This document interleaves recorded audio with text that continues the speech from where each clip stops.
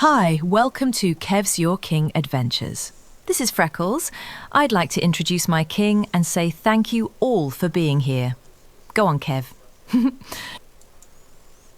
Welcome to the channel.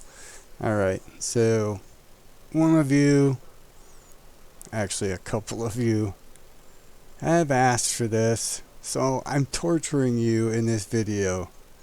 If you do not like cold and dark starts, sitting around watching someone press buttons, you might want to skip to the end near landing in LAX. This is going to be 5 hours, 4.5, 5 hours of grind it until you find it on 25 right in LA, and then drop and stop at spot 0 in LAX. Welcome to the channel. It's Kevsyourking. Kev's your guy in the sky who loves to fly. That is me. Thank you for being here today. As I said, I gave the pre-warning. No guarantees people are going to enjoy this. I don't know if my friends who have asked for this are even going to enjoy this. It's going to be painful. But I'm going to do it one time. This isn't something unless I'm streaming or, partnered up with some friends in Bat Sim, things like that. Where, okay, I'll go through a cold and dark with them. We'll simulate what would really happen. But anyway, we are in the operational guide for the Airbus A330. This is the Microsoft Flight Sim product. It is the 2020 version 1.39.9.0 in 2025. The reason we are in Microsoft 2020 and you're seeing this in Microsoft 2020 is for Kevsyourking. It isn't stable at the moment for me enough to be able to do full cold and dark for 4+ hours. Anyway, that being said, we are here in a stable platform which we know will work and will give us plenty of entertainment over the next few hours while you listen to Kev Babylon, and then you can fast forward as I externally walk across the United States from Memphis, Tennessee, the home of FDX, Federal Express. And we're going to jump out of here. We're going to hit on 18C, flood the outbound process, autumn 6, something like that, autumn 5, out of here. But we are in Memphis. It is 5 a.m., so this is a typical early morning flight. This is what a lot of the pilots go through in their freight careers. They typically are flying in different hours of the day, not always a standard 8 to 5 kind of flight patterns. These guys who fly definitely do earn their wings, so to speak. So hats off to you guys. Anyway, thank you. Good morning, good afternoon, good evening. Cold and dark. There are some rules here in the, I'm going to refer to an airliner guide, which is slightly different in its rules and makeup, but the navigation of the aircraft, etc., the basic philosophy and the golden rules are as follows. Fly, navigate, communicate in that order. Again, fly, navigate, communicate in that order. Everyone in an aircraft such as this should have a partner. You know and love my partner. That is the superstar herself, Freckles. I wish I had planned out some script here for Freckles. We could pop her voice in. You heard her at the intro. Anyway, I'd like to have her handle the ATC when possible. Saves me a little more stress from having to multitask 20 different things, everything in the aircraft, because practice task sharing is part of the process of the golden rules. So your first officer typically will be wearing 3. Depends on the company, but my friends, I'm sure somebody somewhere pointed this out, but Freckles has 4 bars. That's a pilot configuration. I have 4 bars. She's supposed to have 3.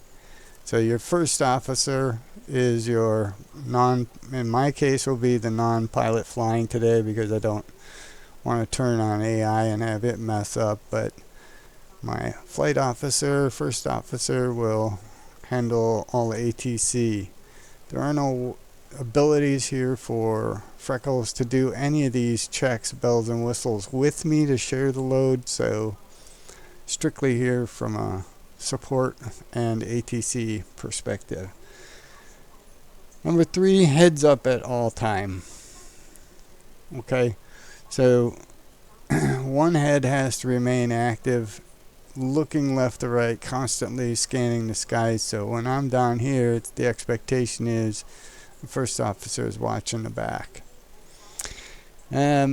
Cross-check the accuracy of the FMS. So the flight management system itself, that's all of the interconnected workings of these. The dash, the upper board, the bottom, consoles, etc. Those all tied together as your flight management system. Okay? Know your flight management actions and activities. You're always watching this real careful right here. And whenever you feel like something's not comfortable or not right, the pilot flying, as referred to in most of the documents, the PF will take over command and authorize. In all situations, if there's any conflicts, the pilot, the senior officer in the aircraft itself, will be in control and command. So, use a proper level of automation for the task. I shortcut a few things, as you guys have seen in the past, but as a golden rule, you do want to follow the rules, especially when you have actions to take in the air or on the taxiway. You have to remember you're handling very expensive equipment, and you have a responsibility for the safety of yourself as well as the passengers and crew members. So, safety first. I cut corners because I can. I'm in a simulator. But those are the general rules, and like anything else here, this aircraft can be flown like any other aircraft, for the most part. Now, I say that tongue-in-cheek for Kev. If you haven't seen some of my videos, I have the Kevsyourking approach and stress the aircraft to its limits methods, shortcuts here and there to get there, but where we stretch the safety limits and go outside normal parameters for flight and safety. But hey, I'm a little bit of a naval aviator at heart. Took me years to get away from DCS and actually do airliners, but I love airliners. I try not to do the carrier landing, hard landings anymore, but every once in a while you will catch me doing them. So don't worry, Kev knows what the aircraft can do. Cold and dark. So most of you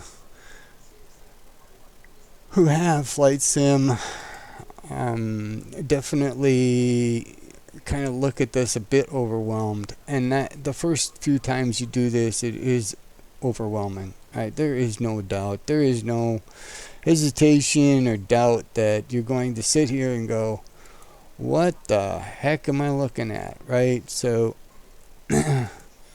when you're in this mode, it's real simple. Take a step back. I'm gonna widen this out for myself on screen here. If it jitters slightly, don't panic. But in most cases, you're going to walk in and you're going to open the door from the outside. So most people are going to approach the aircraft. It's going to already have the door open. Typically, you have crew members on the ground who are doing all of the service work, loading up the aircraft, cargo is set, things like that. They're constantly, working around your aircraft. If you're passenger flying, such as Delta, TAP, Virgin Atlantic, etc., British Airways, etc., you're going to, with EasyJet, I have a couple of you out there that are just total EasyJet fans, but before you get to the aircraft, most of the pre-flight stuff on the ground, the flight crew on the ground, and the ground crew are going to have your aircraft pretty well set up and ready for you to go ahead and jump on board and plan your flight. Typically, before you even get to the aircraft, you and your crew are going to go through a pre-flight meeting. You're going to check your weather charts. You're going to get all of the details of your legs on your trip. You're going to flight plan as much as possible, everything and every contention that could potentially arise, and know your safety factors and weights and all the rest of the stuff. What the in this case, from a freight perspective, what the freight manifest looks like. What are are there any certain restrictions or safety issues that you need to be aware of with your crew before handling any product on the aircraft or anything stored in the aircraft? The biggest thing is weight balance and restrictions. Sometimes you have certain limits for weight, a combination of fuel and weight to make it cost effective for the organization, as well as being safe, so you don't always cut corners. Not every flight's going to be a fully packed 100,000 pounds worth of fuel and 50,000 pounds worth of cargo. It's usually the other way around. You're usually flying with about half a tank of gas to 2/3 of a tank of gas, because weight means reduction in speed and costs more money, right? The heavier the aircraft, the more energy it takes to keep it in the air. So you got to remember, that's why when they fly aircraft, they trim back the amount of fuel they need so they can fly light and cheap, as they say. So you're going to jump in the aircraft here shortly, but your pre-flight checks do all of this stuff, as well as your pre-flight meeting, so you know who's going to do what during the flight. So you're basically coming out to the aircraft. In this case, we're in Memphis, so we'd be roaming down onto the ground. The door is not open, but we'd be looking around, taking some quick checks, talking to the ground crew, making sure that they know what I'm looking at, see if there are any weird nuances, and then just do some quick spot checks.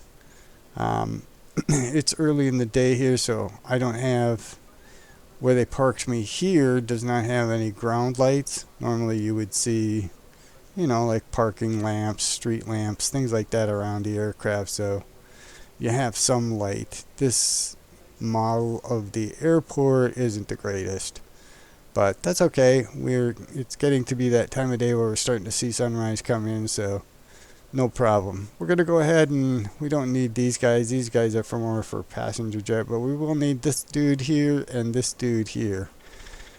This is my ground APU. This is my pushback tow. The rest of these guys don't need any food or any access per se, but we'll go ahead and run a few quick things up first, just to kind of show you. So we have no ATC, so you're like, okay, well, how do I get these things to go if I'm not calling it from the aircraft? Well, that's because you got a ground crew here and a chief on the ground that you can contact to say, I need a stairway to the door, let's get me in the aircraft, I need you to plug in power from the ground, etc. But Microsoft puts you in the aircraft sitting, which doesn't matter either way, but that's where we're at this point. So you haven't done your walk around, you haven't done anything, you're just coming in here and you're taking a look at the equipment and you're going, okay, so this is Headwind and Microsoft's version of the A330 cold and dark. So usually you're going to push the seat back, you're going to hop in, you're not going to do anything weird here, you're going to drop your bag and coat and stuff, and you're going to put your little flight pen in the pocket, you're going to turn on equipment, etc., etc. But the first start is just basic checks here. Because the aircraft could have been moved to its location and wasn't properly shut down, you're going to resequence a few things here. So you're going to come in and make sure that these two are off and that you're in the start normal mode. These are your engine switches. Engine 1 is the left side, engine 2 is the right side. So these are going to be in the down position, with the engine switch in the norm position. Those are the first two. You're going to make sure that this PWS is off, the landing gear is down. Well, when you go through the checklist and you see landing gears down, okay, it's pretty safe that the gear is down, but what you are checking is just making sure that this handle is fully down. There is no in between there. It is solid. I don't know why they put this one in here, but you're supposed to make sure these are off. Turn your wipers off. They drain the battery. Okay, so first things first. I've got available power, so I could normally, it depends on the pilot, but your first step is you're going to go ahead and double check that your batteries have at least a minimum of 25.5. Okay, so let me slide over shortly here and just go ahead and, so I got to zoom in to slide over, guys, so bear with me. Alright, so now I'm in the middle and we can see the panel clear. There we go. Alright, so we're going to focus on this for a minute. This is the upper panel in the A330. Fairly straightforward stuff. You're going to check to see the batteries have a standard baseline of amps and juice and voltage.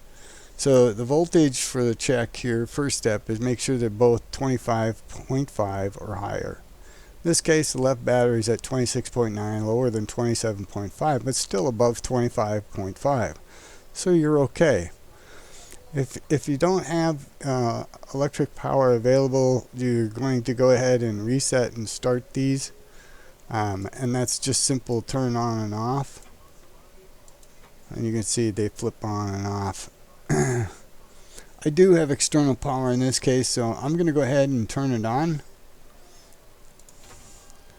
This is going to go ahead and start some baseline system initializations. It is not the full system initialization. These are just equipment circuitry initializations. We have power. So I'm going to do a couple things here. First of all, I normally make sure that I turn the batteries on. We have external power. It is on. But I want to see what the registered numbers are. So again, more than 25.5, we're at 28. This is standard charging. You have generators in the aircraft that are going to charge up the batteries and maintain a certain level. This one is 28, this one's 27. Again, we're still above the normals. You're going to want to run an APU check. So this is a fire test. There's a little button up here that's APU test.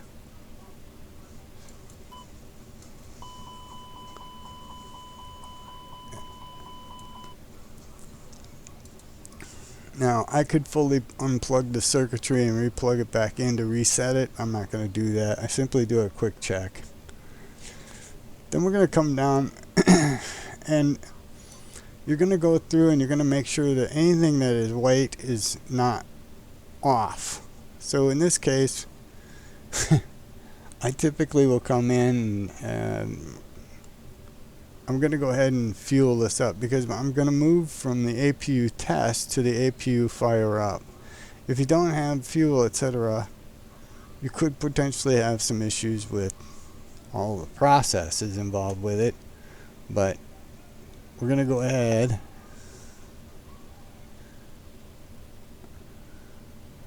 and turn the APU on. So give me a second here.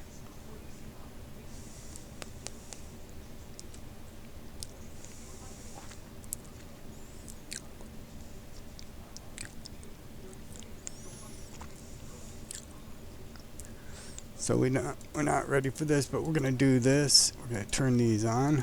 We're all set. Now I can come down here and turn on the master switch for the APU.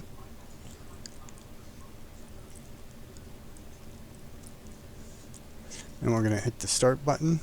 We're not going to hit the bleed. We're not ready for bleed yet.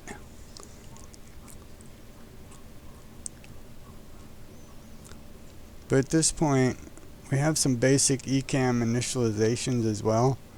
So down below here you can see that we have the APU bleed pressures, etc. The flap is open. We're now starting to generate a quick check from a Microsoft perspective to see if you have it running, other than knowing this is all set here. is the fact that you can come to the back of the earbus. The earbus has an exhaust. When you open the flap, you should see a heat signature come out of the back. Now I haven't turned the bleed on yet, but you can see that I'm getting heat signature out of the rear. That means our APU is running. It's building up pressures. It's got our voltage up to, well, where'd you go? Why you? Oh, I have it on auto. Okay, never mind. Anyway, the APU is on. That check's good to go. Okay, it is available when needed. We can hit the bleed when we're ready. Typically the APU is your backup power. It's auxiliary power. It'll help you in certain situations when you're trying to give the engines all of the power it needs, all the associated juice, etc., energy, electricity, etc. So this will run in the background on several different situations or scenarios, especially if it's cold, because you can generate extra power, so you're not draining on takeoffs during certain situations. When you have everything powered up and running, it's going to drain on your batteries and your engine generators. So we're done with this. Okay, so anyway, the air conditioning panel is set and checked. So from here, the air conditioning panel is called packs. You have pack 1 and pack 2. Pack 1 is the left side. Pack 2 is the right side. So again, these are tied to your air conditioning and your heat. So this controls the temperature in the aircraft, and you have some ventilation and cab fan settings over here that help ventilate the aircraft itself. And then we have cargo venting, etc. So these are going to sit in the fault condition for the moment. We aren't doing anything here. It's early morning, so it's not cold and it's not hot outside. But typically I'll come in here and cycle these just to see off and on is okay. We're all set here. I don't have any issues with this area. There is nothing here at this point. I can set the temperatures. So for me personally, if I set it at this switch here, this will be 24, 23, 22, 21, and 20 degrees Celsius. Okay, so those are your ranges. I typically like a 21, so I will go 21. Cargo, I'll go all the way to 18. This will drop down to 17, 18 degrees Celsius if you have full cooling going on. It also is compressor based, so it is going to use a little more juice. So we're going to do that. I'm going to turn on the APU to help power it up, even though we've got plenty of power coming from external power, but I am going to go ahead and turn the bleed on. So this is the only thing I haven't touched yet that shows white on the main board. Typically you're going to come in here and you're going to test. We haven't done engine test yet, but you're going to go in and you're going to look to see where there's white, and typically you're going to turn off all the white. Well, that means turning on a switch. We haven't reached our oxygen validation step, but we're going to in a few minutes and come back to this and switch that back on. There's an oxygen layer test that goes on. You got to remember, when you're at altitude, you're not using standard air. Okay, passengers don't realize this, nor do non-pilots realize that there are air canisters, air tanks in your aircraft that help supply oxygen native to the cabin while flying at high altitude, so nobody passes out with lack of oxygen. So that's why you have those little oxygen masks. When you depressurize at altitude, you're not mixing any oxygen. That's a whole nother lesson in chemistry, so to speak, and engineering. So if you're still loading cargo at this point too, you're going to have doors and cargo bays open, so this doesn't really matter a whole lot because it's just kind of void. I wanted to touch on that. It isn't necessary to turn this on at this time, but I'm going to go ahead and do it anyway. It looks like the aircraft was loaded already and sealed, so we're good to go. We can start to build our temperature control for it right now. Most passenger aircraft at this point, you're loading personnel and passengers. So you're coming through at this stop and you're going to preset it and cool it or warm it up for passengers before they board. So that's a normal step. But with cargo, sometimes you get doors open and things like that. It's not going to do a whole lot, but you're running and ready to maintain a certain temperature. The cockpit lights, this is the step you guys will see me sometimes in flight sim.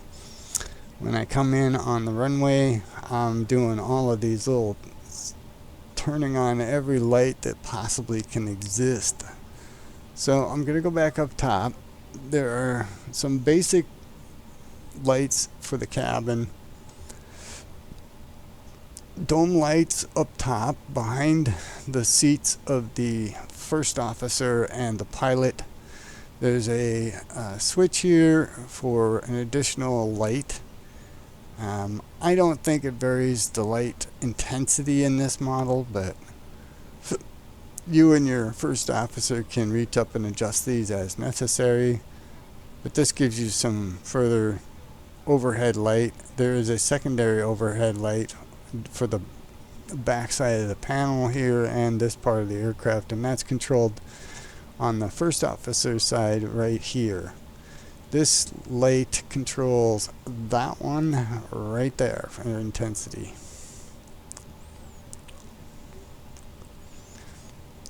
So usually with the early morning flights or evening flights, depending upon the time of day, you may not want them all the way up because it can produce inside glare on the windows, but I don't get it in Microsoft Flight Sim, so I don't worry about it. We turn everything on. On the upper panel, there is also a series of board switches here. So this interior light is the dome up top. It reflects light on the dome on the board itself. So you can have it completely off on a dimmer switch here or all the way on. I typically like to see the light shining on it, so I turn it on. And then this is the background color. So you see the lettering here and the board itself. This provides a behind the scenes, behind the physical side of the board. It's a light that shines, and all of this radiant outlines show up around the switches themselves to identify what they are and where they are. This little bad boy is a test switch. So here, before you really get going too far, you can come and quick check and turn that on to see whether or not all of these light up accordingly. Are there any bulbs that are out, etc., etc., etc., blah, blah, blah. So that's this little one right here. It's normally going to be off. I set it to intensity. I set it to that middle switch and leave it there. Again, dome, panel light switching, size, brightness, etc. So those are your up top ones. On the first officer side, as well as the pilot side, there's this set in the A330. You have different orientations of Airbus, but you have these three here. This controls a direct light over the seat. This one controls a light over the controls, etc.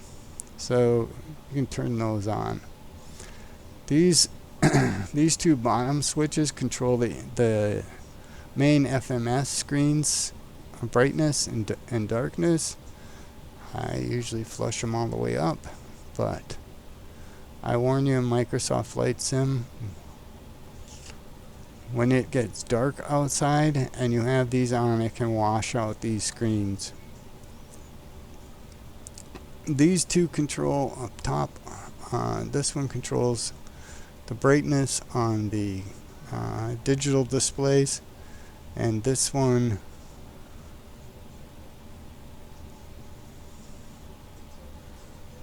this one controls the brightness down below on this side of the panel.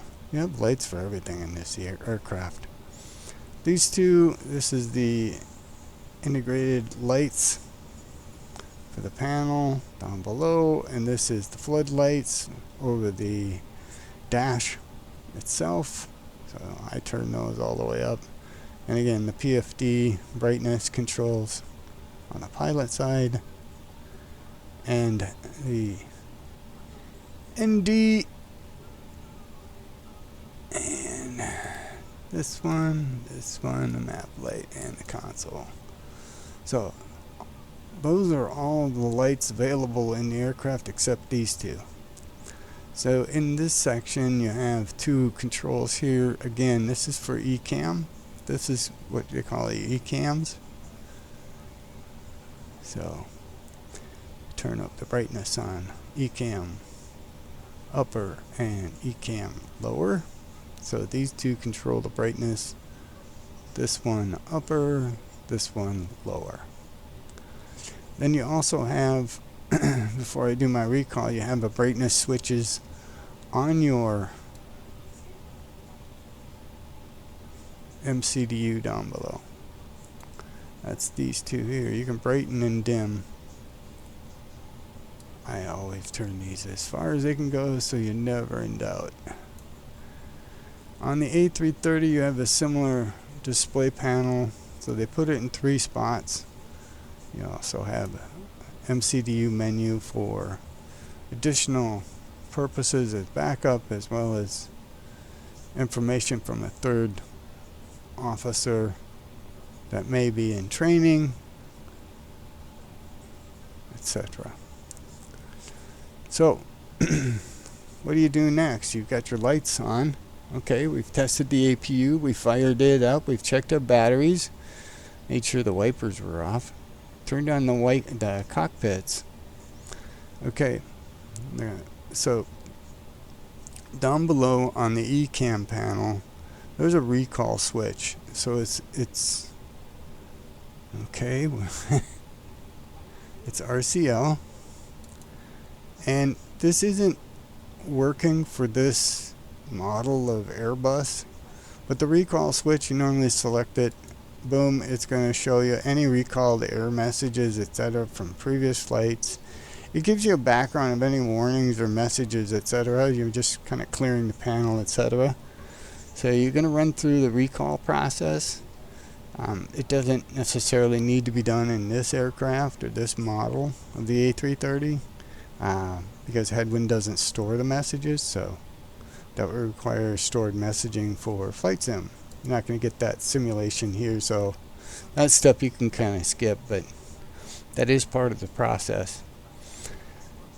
The next is the ECAM oxygen pressure, hydraulic, and engine oil quantity checks. These are simple checks on each of these switches, bells, and whistles to make sure you have hydraulic pressure, etc., etc., etc., all your levels. So you can go through that check process. The flaps, this is just a basic validation that you're in a flaps 0 situation. There aren't any restrictions or issues. And I also did a quick check to make sure the speed brake can show armed. So again, you're doing these things. Oh, come on, back up. Thank you. So you can see here on the ECAM, you get messaging, right? So TCAS, parking brake, APU bleed is on. If I do a flap setting, you can see here my flaps are registering. So we're in flaps 1. So we're good to go here. If I arm the brake, you can see my ground spoiler is armed. So you're just testing to see that these are interacting with the MCU okay. Parking brake is on. Accumulating brake pressure check, so you can do a brake pressure check. That's double checking things on the brake side, so that would be running through all of these different bells and whistles here. I'm not going to go through those. This is a simulator. Basically, you guys, if you want to go through those steps, I've already spent way too much time talking through this stuff, but you're going through and you're double checking all of the settings here under pressure. Your bleed is going to show you bleed for the APU at the moment. Your electrical, AC, your DC. Again, if you don't know the difference between AC and DC, they're rock band.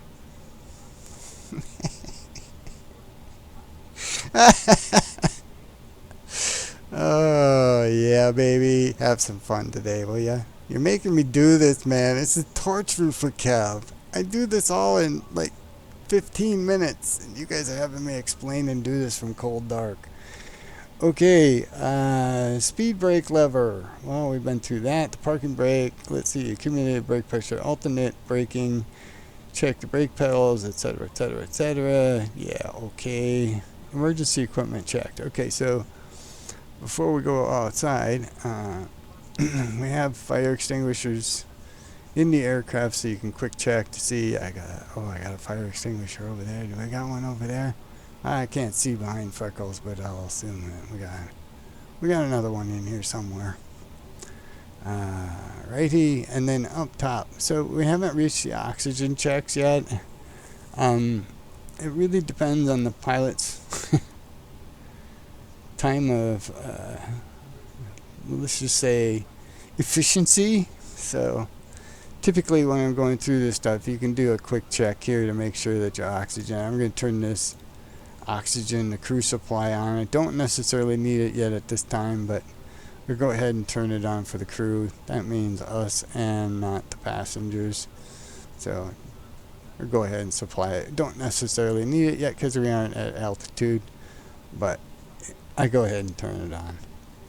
Maybe out of sequence, but there's usually an external tank check that goes with this. So I would turn it on and then go check the tanks. So the next step is just to step outside the aircraft. So once you're outside the aircraft, you're starting on the pilot side of the aircraft. Okay, so you're doing your walk around at this point. You're going to pull the pins, uncover the engines. There's usually engine covers. If the ground crew has moved the aircraft recently, they may have done those steps for you, but in most cases the pilot is the one that's going to perform that final validation. So you're going to pull the engine covers, but first things first, you're going to come outside the aircraft. You're going to have your little flashlight at this time of day, and you're going to look at all of the basic elements that impact your flight. First of all, door seals, making sure doors look like they're in a good working order. There are any loose screws, hinge damage, seal damage, etc. Because if the seals aren't looking up to speed, you're going to have air pressure leaks, etc. at altitude, and that's going to create problems for you, man. You have pitons on the side of the aircraft, so pardon me while I do this. This is probably easier in daylight. So I'm going to forward this. Just remember, I got to come back to 5:30. So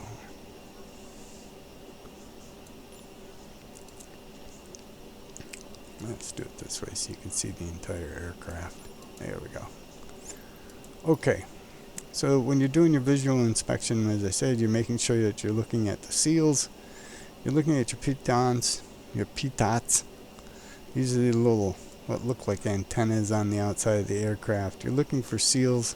You're looking for any cracks, damage around the windscreen, or any damage or cracks on the nose, chipped paint, etc., that indicate potential damage to the aircraft. You're looking to see that the skin looks in smooth condition, there aren't any major issues, etc. So you're starting at the front, and you're going to come down outside. You're going to take a look around. You'll see pilots also just touching the aircraft. You're going to come to the front wheels. Basically, the front wheels here, you've got some items that you can check. Primarily looking for any hydraulic leaks, making sure that kick the tires, so to speak, to make sure that they have air, they're at proper pressure. You're not going to be able, unless you have a pressure gauge, know that, but you can just eyeball it. Most pilots know what they're looking at after experience time around the aircraft. You're going to come down, you're going to double check anything that you see underneath there. There are panels for electrical connections, etc. You're going to run some basic checks around the aircraft. You're going to look for any signs or indications of wear or possible issues. Leaking fuel on this side of the aircraft as well as the other side around the wings indicates a problem from fueling. You do need to make sure that you don't travel any further without curing that issue. You're also going to carefully inspect the fans in the engine space itself. These aircraft tend to suck up anything and everything in it within its wake. So all of the energy that these fans generate is significant and very, very, very dangerous, as well as crucial for flight. Without an engine, you're not going to fly. These turbines have little blades, and each one of these little blades, if it's chipped, dented, damaged in any way, shape, or form, you're not going to get off the ground and get through your flight efficiently. So you're going to want to call maintenance and engineering, your ground crew, over to take a look at any damage you see inside this circle right here. It's critical. You're going to look at this as well as the backside. Backside is less likely to have anything weird or unusual, but you are going to be able to see any oil drips, etc. When you look through the model, you got a flashlight and you can look to see if there's any, especially down here, resident fuel, oil, etc. You gotta remember, these are engines. So, but you're looking at your winglets, your flaps, double checking these to make sure that they're okay. You're pulling the pins on the aircraft. There are covers. Typically, you can pull those covers off. Make sure that they're stored. You're checking the seals on the cargo doors. You're looking to see, am I venting okay, clear on the AP, on the APU bleed? Does the tail look good? You know, the lines look clean. Do I look like I have any obstructions, damage, etc.? So this is your inspection process, right? You're going to roam around the aircraft.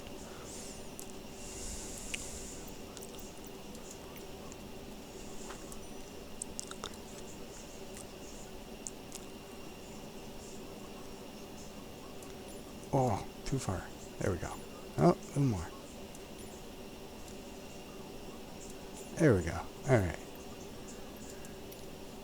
So, you've done your outside inspection. You come in, you report to your flight first officer, your partner. Things look good. Hey, we got the pins pulled and the covers off.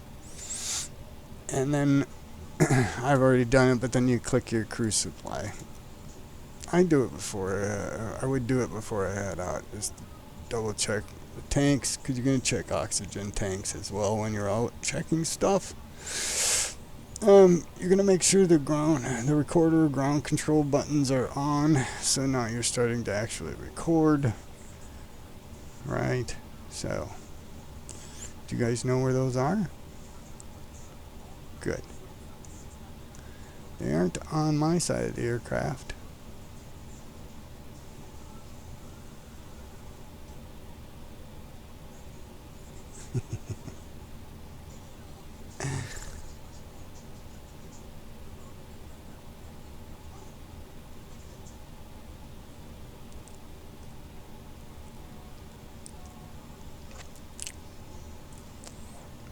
I'm visually inspecting just to make sure I have everything that I need switched on correctly. At this point, I'm comparing this side of the aircraft, the first officer side, along with the pilot flying side.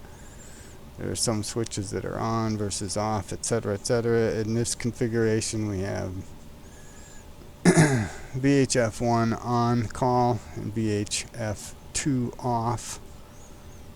So we're on radio here. PA is off. I can't touch these anyway, but same on this side.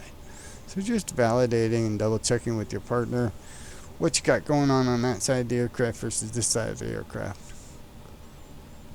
As I said, make sure the ground control recorders are on. So,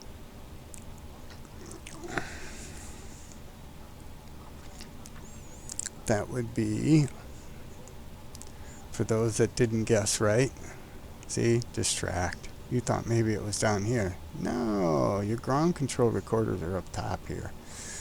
This panel has a lot to offer, a lot to manage in the aircraft. So when you're looking at this, this is your recorder, okay? I can erase, I can test.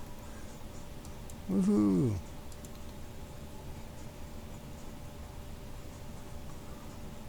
I can turn it on manually, or we can leave it on auto. Okay?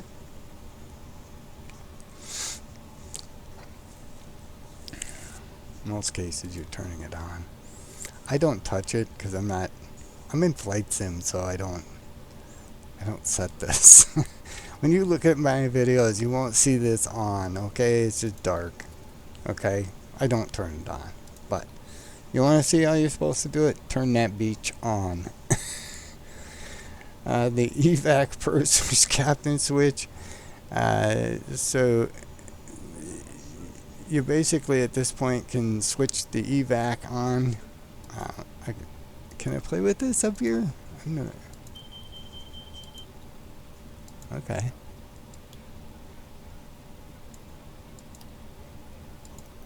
I can't do much here, but okay. Anyway, the captain and purser, typically you're switching it into the both sides. If you want it just for the captain of the aircraft itself, for evac, you can turn it down to just captain, but you're just setting that switch. Certain regulations, etc.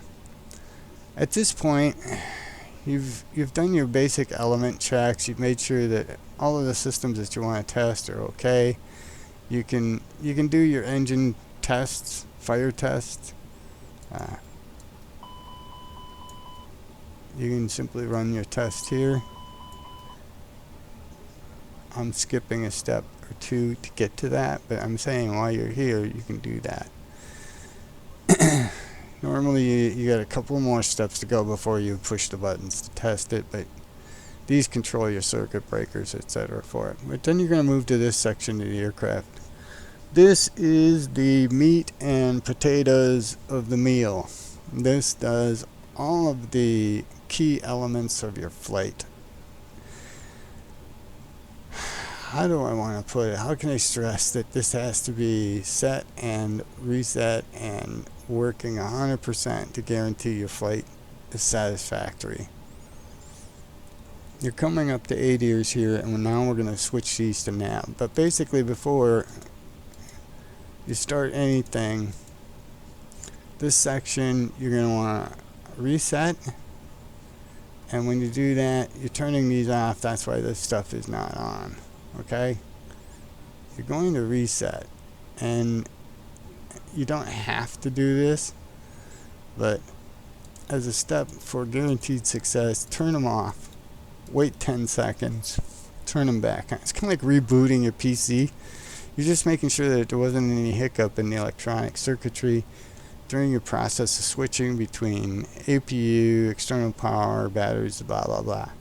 So give it a second, reset these, come back, switch it to nav. Now what this is going to do is it's going to initialize all of your basic navigation, circuitry, and programming.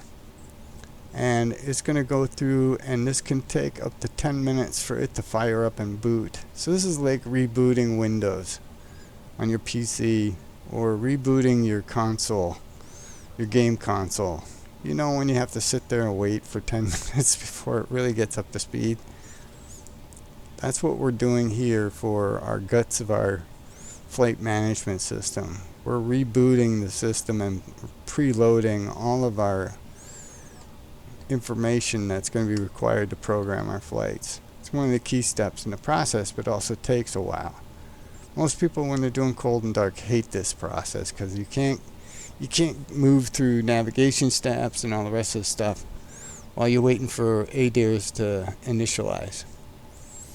So there are a couple things here that you could set, and we can do this and while we're waiting for that stuff to configure, and that's to resume our activities on the top side. So we switched to nav, And we can come down here and we can do a few other things. You can start to actually worry about your exterior lights. That's this section here. You can preset, start setting some of this stuff up. Do you want these lights on? Do you want them off? These take 2 seconds to do, so I don't necessarily worry about it until I need to turn the beacon on. There's not much to this section here, but their manual says go ahead and turn on the exterior lights as required, which means you can turn these on the outside, etc. Then you can come in and you can turn on your seat belts. So this is the lighting time of day where you just started to check this stuff off as you're ready or not. We're freight hauling, so I don't need to worry about those. What we're going to do then is we're going to go to cabin pressure, and the valve selector should be both. So again, this goes to the big board. We're going to come here and you're going to come down. Whoa.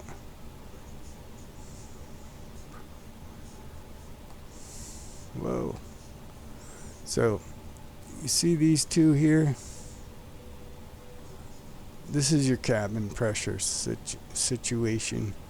So while the ADIRs are initializing into nav, they're basically, the next steps is to come to this section of the aircraft at the big board and start pushing your buttons. You've got your emergency exit signs on, off, etc., etc. So you're coming down here and you're basically setting a few things up here. So I'm going to go ahead and arm the light section for emergency exits. I'm not going to worry about these two at this time. We don't even have crew other than Freckles and myself in this flight, so we don't need to worry about these two. You can turn the beacon on, but once you start your process of calling in for clearance, etc., then you're going to want to make sure you have your beacon on. Then once you start to move, you're going to make sure you have your strobe on. As you're going down the runway, you're going to want to make sure that you have your runway light on and your takeoff and landing lights, etc. here. And your tail is your nav and logo light. These are optional, but turn them on. Then this section here, the cabin pressure. So you can do a manual versus controlled settings here, and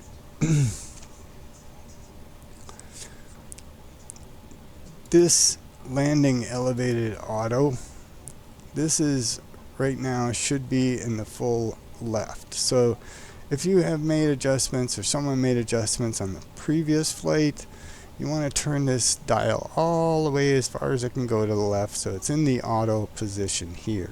Okay, so this is just a double check. Normally most folks are going to leave it in auto unless they have special situations in the air where they're going to make adjustments. And basically, if you turn this off into manual mode, then you're doing some manual adjustments here, etc. But we're going to leave this in auto, so turn this to auto. Boom, boom. You can turn the manual versus CTL on or off, up, down, etc. We're turning it down to control. So you're going to have this down, this in auto, and turn this all the way to the left to auto. I'm not going to ditch. Then you go into pack flow. We've been running this for a while. If it's less than 200, you can come down and check your pressures on the pack itself. If you have pressures, etc., in this section from the ECAM side of things, as you're looking at things, you still got 2 minutes here, but you can go through on the ECAM and double check where the settings are. If you need to make adjustments to the pressure, you can do so for operations with high humidity, etc. You're making adjustments to this side of the aircraft, hot air. You're going to bleed, not bleed, packs are on, off, blah, blah, blah. Blower for ventilation, you need some additional stuff, etc., etc. So you're going to make some additional adjustments. Again, you're just burning time here waiting for this to finish. Yeah, your ADIRs, this bugs people because it takes forever. So there you go. Hey, Freckles. You're here. Alright. So, anyway.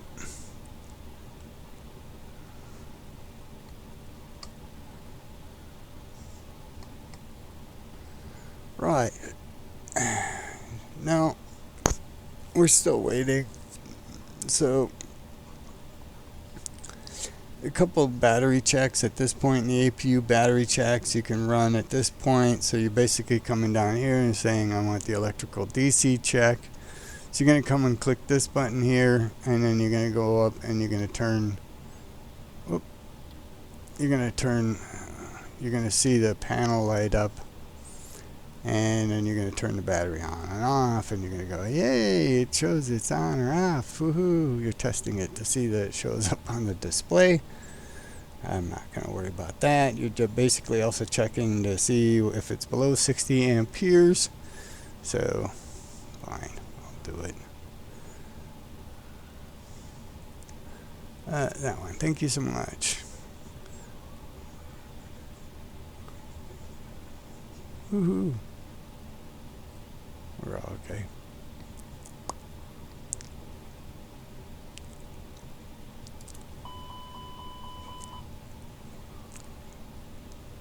I did that to mess with your head. Okay. So.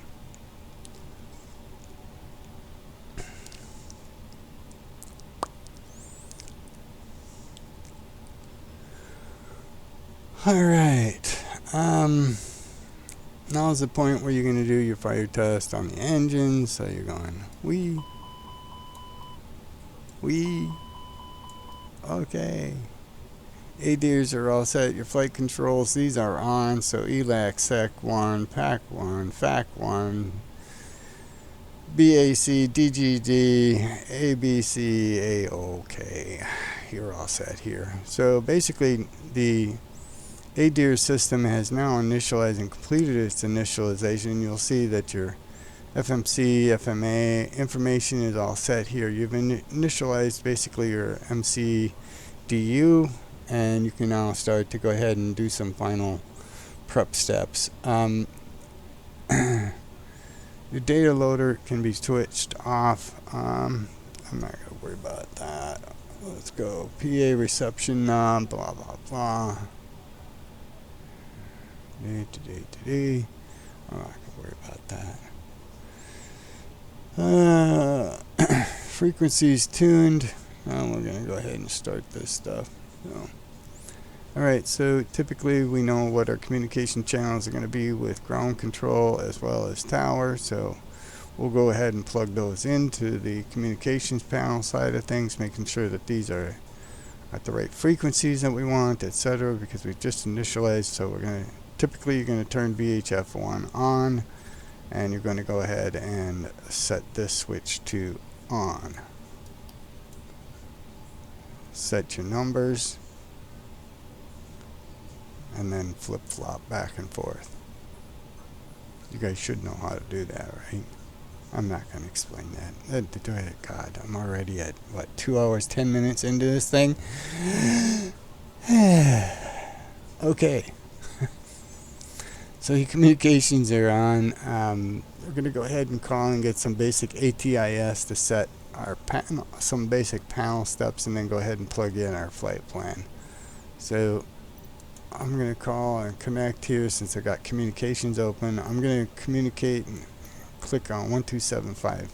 Memphis Airport information, Oscar 1000 Zulu. Wind 062 at 6.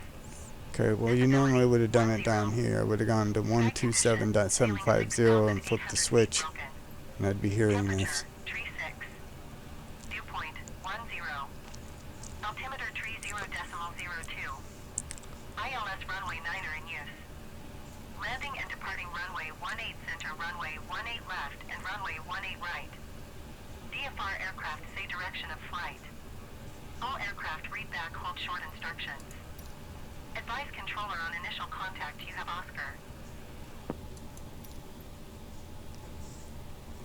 Okay. So I got my altimeter, starting my pre-check stuff. So Basically, you can initialize the flight plan, the FMGC. So this is fired up now. It has been synchronized with all of the latest and greatest information available. And you're going to click the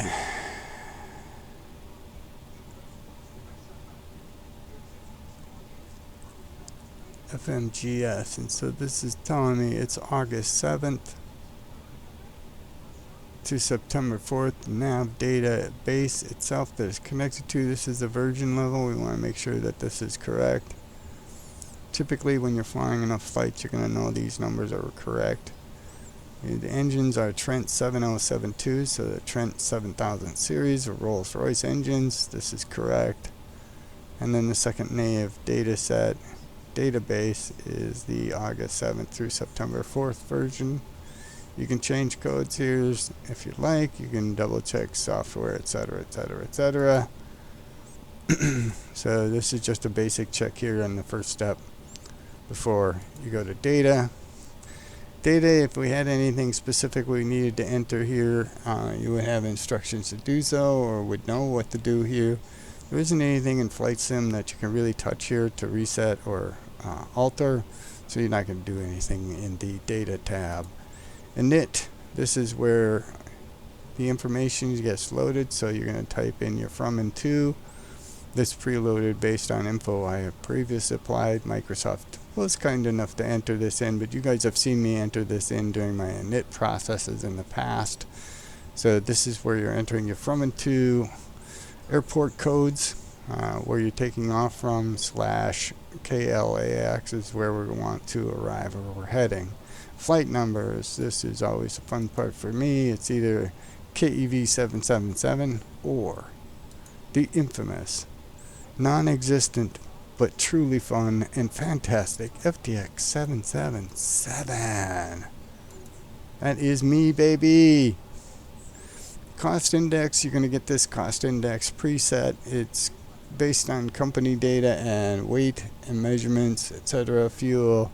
All this stuff is going to predefine what the cost index is for the elements of processing, efficiency while cruising, etc. This computer does quite a bit of stuff here for you, but typically it runs in the 150 to 250 range. I typically am running around the 220 to 230, so I'll put 235. We have a full heavy load here, so we're going to type that into our cost index. You're going to get that based on company information provided to you based on output and print sheets. Same with company route. If you had a predefined company route, you could enter that company route here.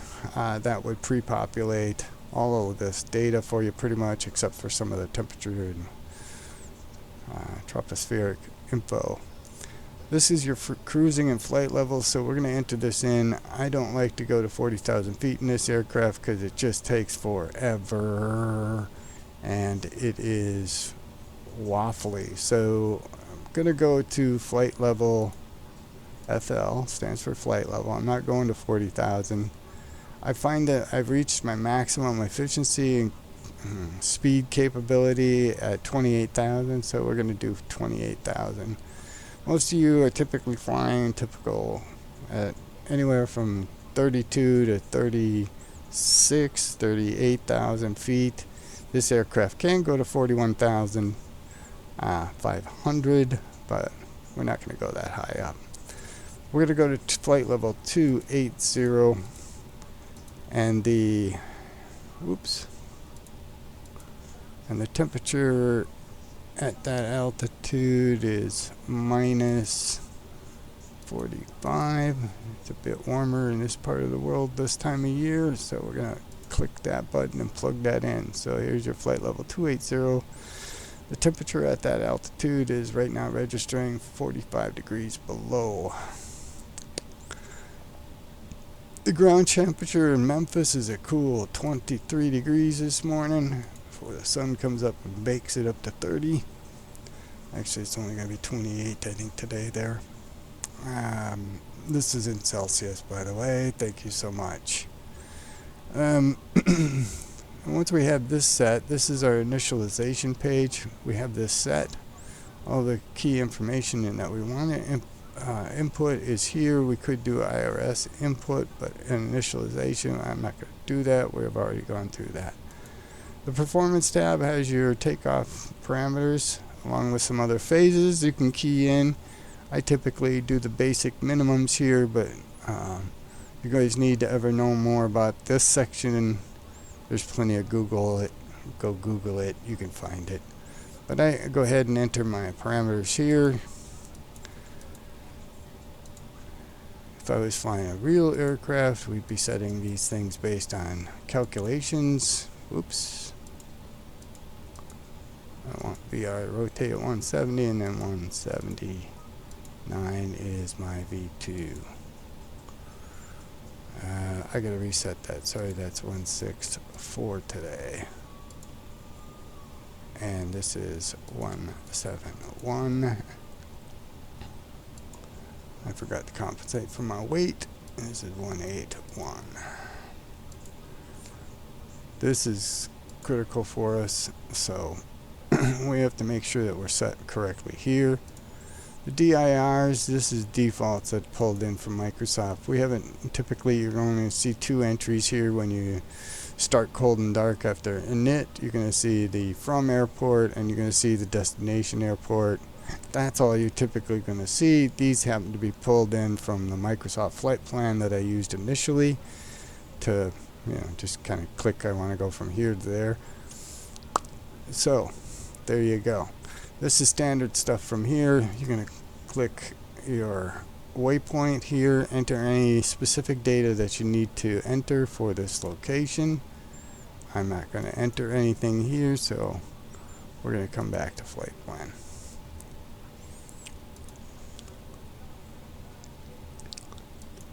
Again, why are you doing this to me? Don't know. I have no clue why she's doing this to me.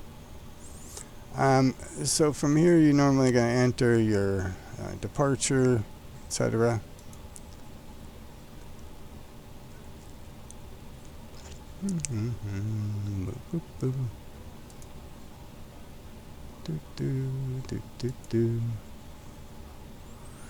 I managed CI. I need to change this. I want to go to 250 on this. And then this is going to go to 70. Come on. You're not going to let me touch it. Okay, well, there you go.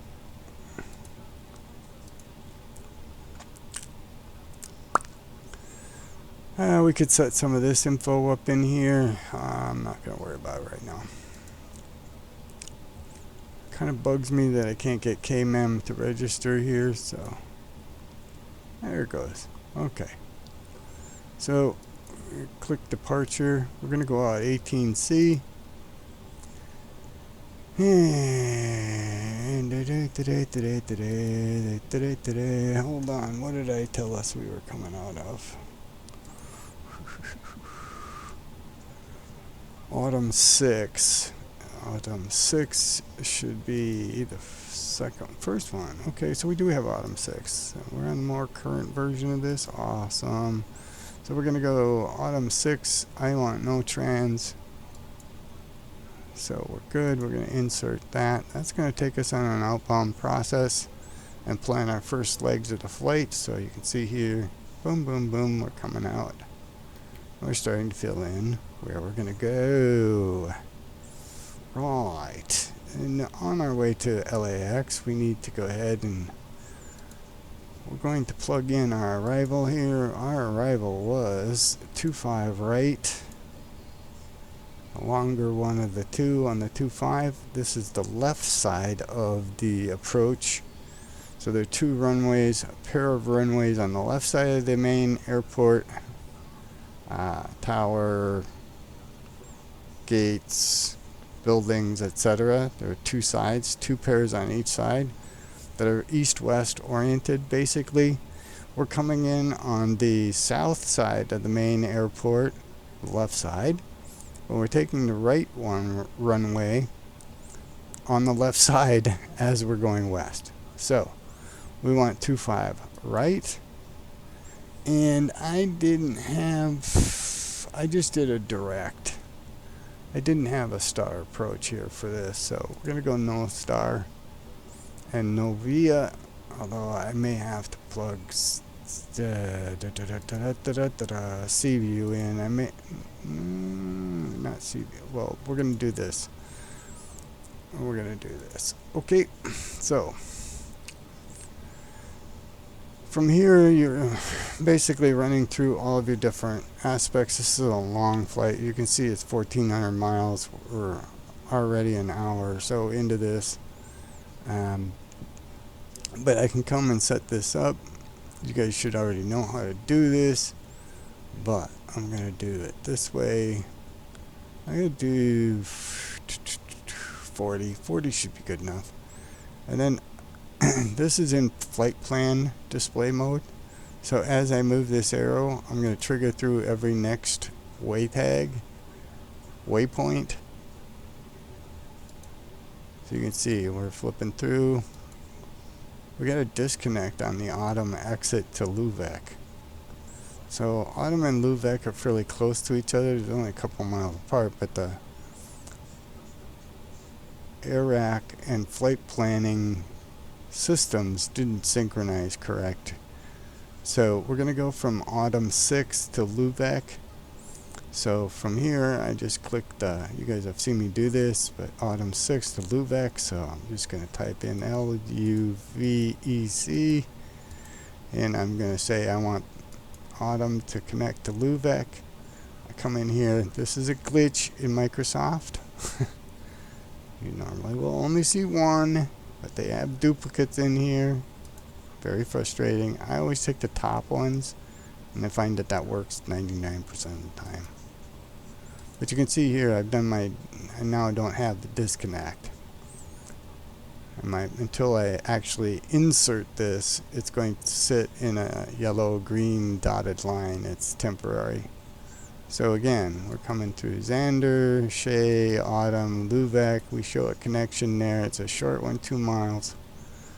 Then we go to Drast, and we head west. We're just piling on westbound and down. I'm going slightly northwest, west-northwest, and then west.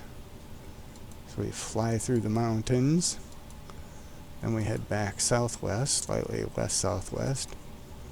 And we flow all the way down to Tap D, and then we start our angling in towards LA. So now we're starting to take that true southwest angle, and we're going to go all the way down here. We have a disconnect between Bands and Shell, and Shell is on the approach side. So we're gonna enter and connect between Bands and Shell. I don't have anything on the map here that's going to indicate to me that I need to insert. As I get closer, I may insert a single waypoint just between Bands and Shell, just to synchronize my ILS approach cleaner. You guys have seen me make these types of adjustments before. They're minor in nature and don't affect the overall planning, but do affect the flight operations. So we're going to click Bands, and we're going to type Shell. SH ELL. Voila, click it as my waypoint. This one is the one 1,391 miles away, and then I'm going to insert. Didn't see any other disconnects on the entire flight, so we're going to do one final check before we turn it loose and file our plan with air traffic controllers and the FAA. This is our pre-planned flight. All of this comes on documentation you're typically carrying with you on paper, or at least electronically on a tablet or whatever. But you have all of this detail here for yourself. I won't go into this, but this tool set says import this, blah, blah, blah, blah, blah. I'm staying away from that side of the aircraft and flying strictly on this side of the aircraft, okay? So don't ask me to go through this garbage over here versus here. This is the aircraft. This is peripheral shite provided by fly-by-wire, headwind, FedEx, everybody out there. Anyway, you have your flight planned. Okay, so at this point you have entered the flight plan. You've got yourself set, ready to go. And before you go too far, you want to make sure that you have this stuff cleared. So the the EFIS and FCU set is desired and needed. So basically you're just setting any preferential items on this. So in this case, I will go ahead and set these to VOR. I just happen to like VOR as a fallback for myself. I'll put flight director has been initiated. We're good here. I'm in ARC. I'm going to go ahead and set these the way I like them. On takeoff, it'll be anywhere from 20 to 40, depending upon the weather, time of day, etc., etc., etc. My first officer would typically, if I'm on extended flights, will have something like this, or in plan mode, so we have an idea of which way we're going. I'm going to leave her in the ARC. It's up to her to see what she wants to see. She doesn't have control over it. I do, but anyway, we're going to go ahead and set her at the 160, so we got an idea what's coming up.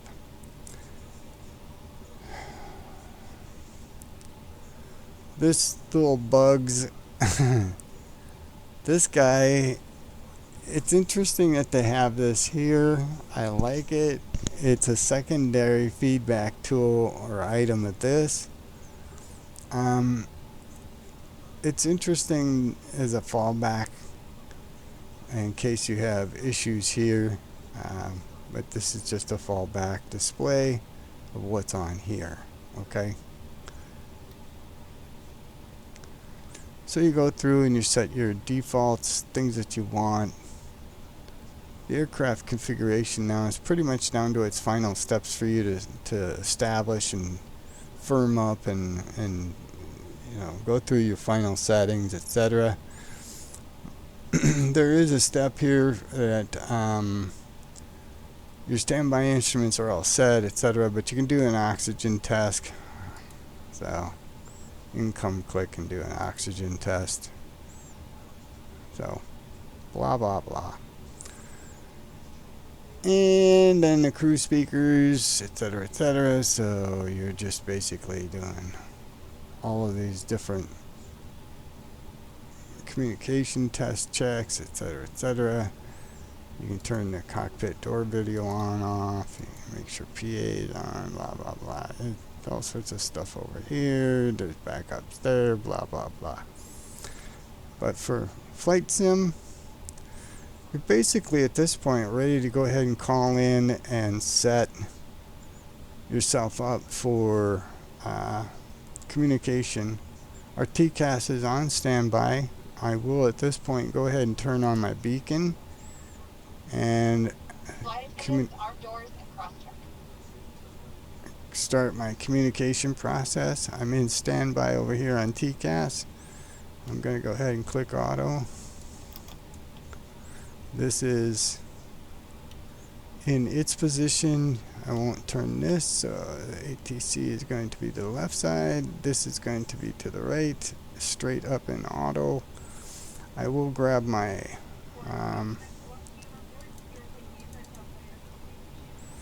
squawk and we call the tower.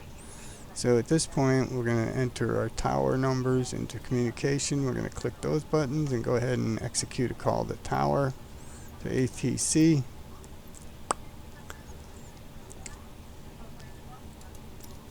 Ground KEV 777110 with Papa ready. So we're supposed to squawk. It already took me, oh, okay, 9G. Squawk 1762. So here 1762. Okay, we're in standby.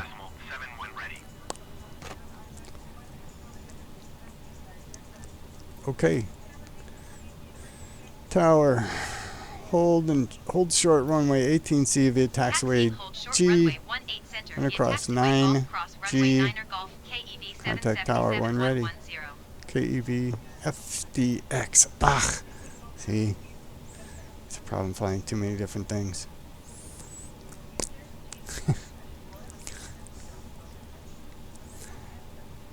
Okay, so we're ready for pushback. So we're going to do pushback at this point. I'm all set.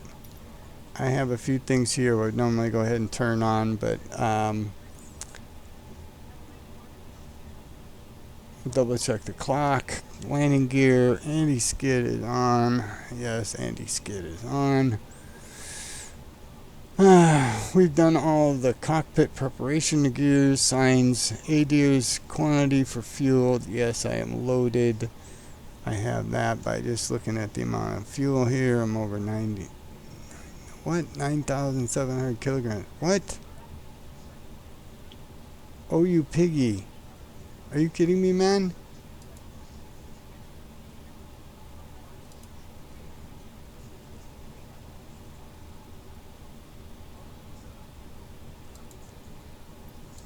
You didn't pull it in for me, man?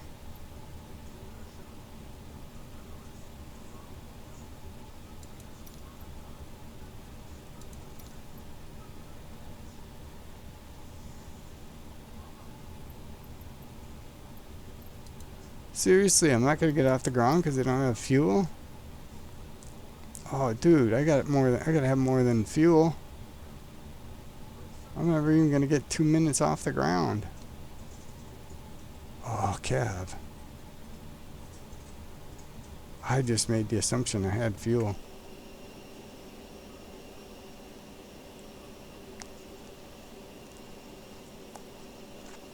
You coming over my way, dude? Come fill me up, man.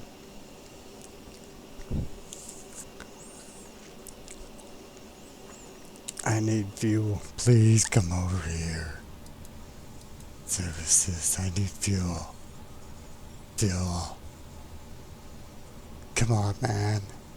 Give me the gas. Don't run away. Come on, man. Give me the gas. Where's the gas, man? Give me the gas. Give me the gas. I'm gonna disconnect, but before I disconnect, I want gas. Nobody's got gas. Where's the gas, man?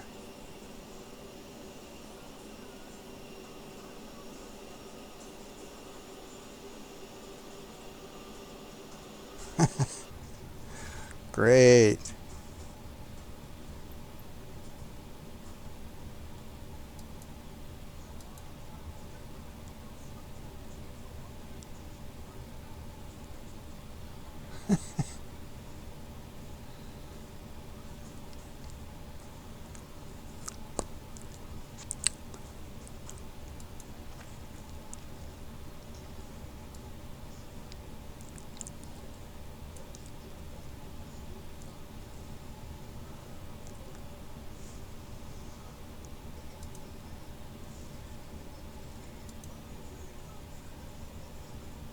Thank you. Okay, call off the fuel truck. I got fuel.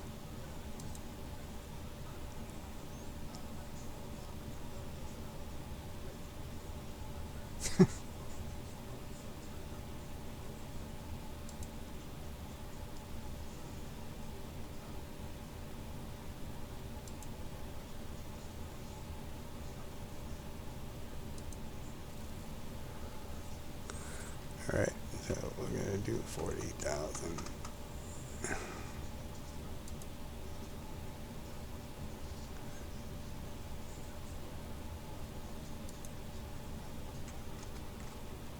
Two.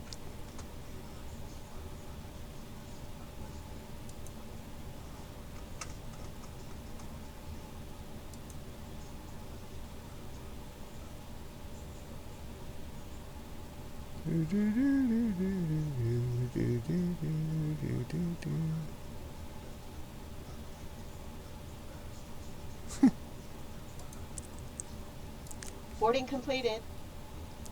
Done. Okay. Okay, well, we're simulating a couple extra steps here because I didn't realize we were so low on fuel. You're still showing me refueling. Come on, dude. Seriously, really?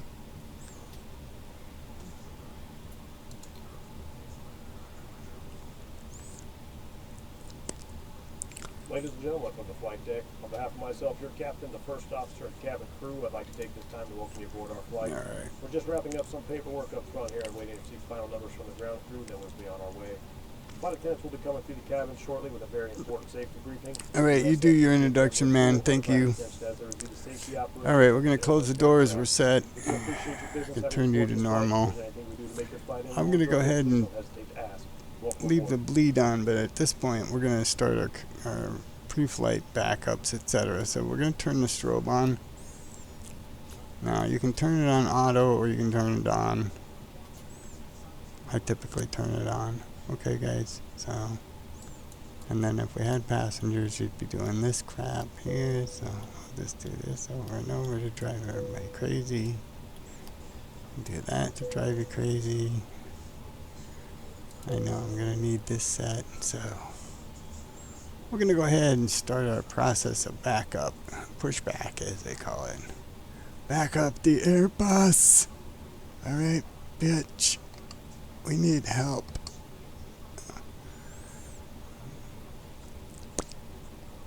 Okay, good to go here. We're still in the off mode. We're set here. These are all good. I'm gonna get these all squared away, so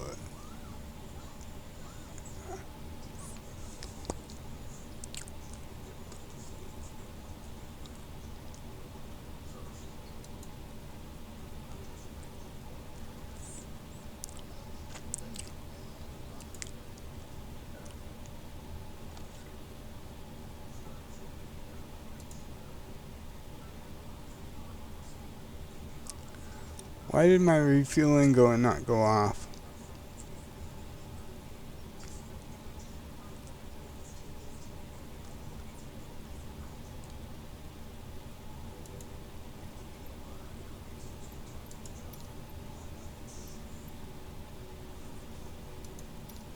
Ground KEV This might be broken. 777-110 requesting pushback. Alright, so we're going to request pushback. We're squawking 1762. Hey, look at that.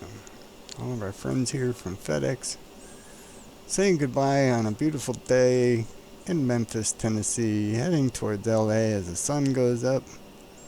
So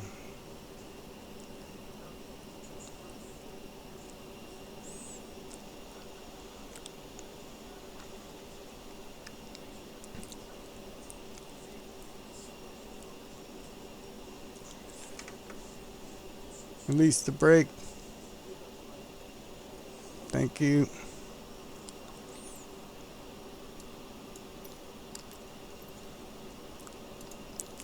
Ground KEV 777-110 requesting pushback tug to steer the aircraft Turn to the left, left. bitch. KEV Thank you. 777-110, your request has been transmitted to the operator. Super.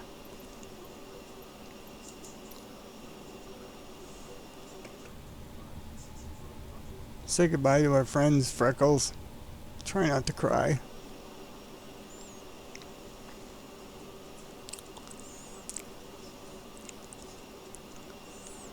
We got a whizzer out here today. Someone's taking a whiz.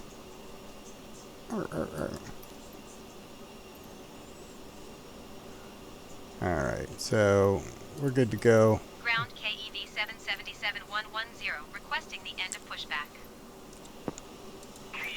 At this point, we gotta put the brakes on real quick, reset our brakes, come back inside. So, final kind of preset checks here. We're gonna flick the switch to start. This brings our eCams into a different mode here, and typically we go 2, and we're gonna let our pressure build.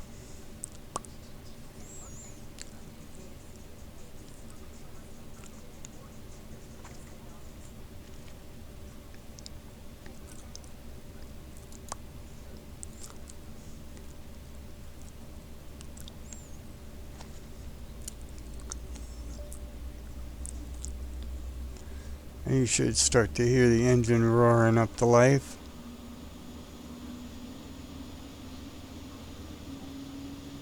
You can see a heat signature. but oh, of course, because of the time of day. But you can see, yeah, you can get a glimpse. She's rotating. I could turn the wing light on. Does that help? Let's see if that's going to make a difference for us outside. Yeah, there you go.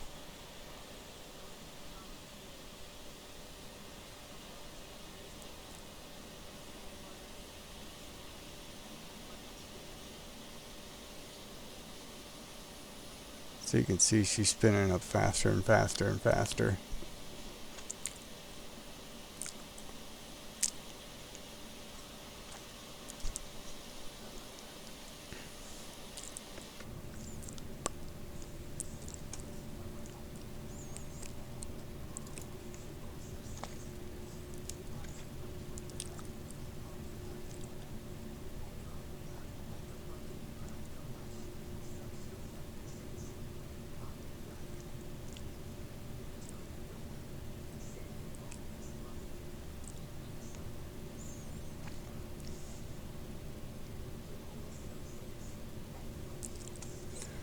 Okay, so we're watching the basic center panel here on the eCam, making sure that we're got pressures that are normal and expected. And we can see this is up to 21.9. She's in a nice state. So we're going to go ahead. 2 is up. I'm going to click 1. I'm going to fire up 1. And 2 levels coming up to speed.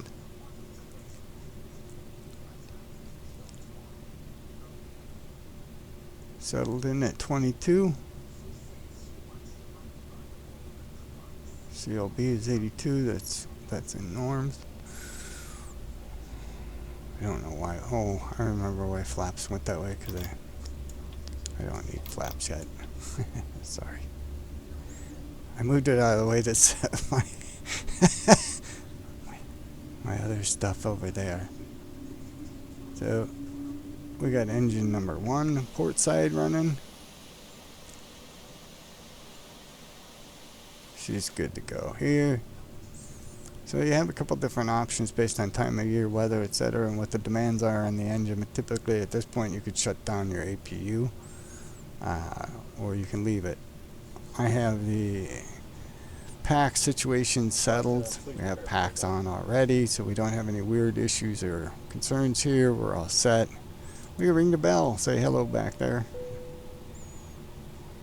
There isn't anybody back there.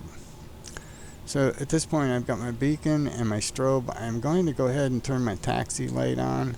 Okay, I don't need these yet. They will come on when I approach the runway. I am going to go ahead and turn my nav light on. This controls your navigation, logo, your tail. So we are all set here. Yep, these are all on. Everything's good to go up top. This is in auto. Don't need these on yet. I won't turn those on until we hit the air. The generators are sitting. The battery is green, or no whites, no faults, no reds. 26 and 27. This is what we expected before when we started up. ADIRS is on. We're good to go. Freckles, you ready, my dear? All right. Let's do this. So from here, we go ahead and taxi to runway 18C in Memphis, Tennessee.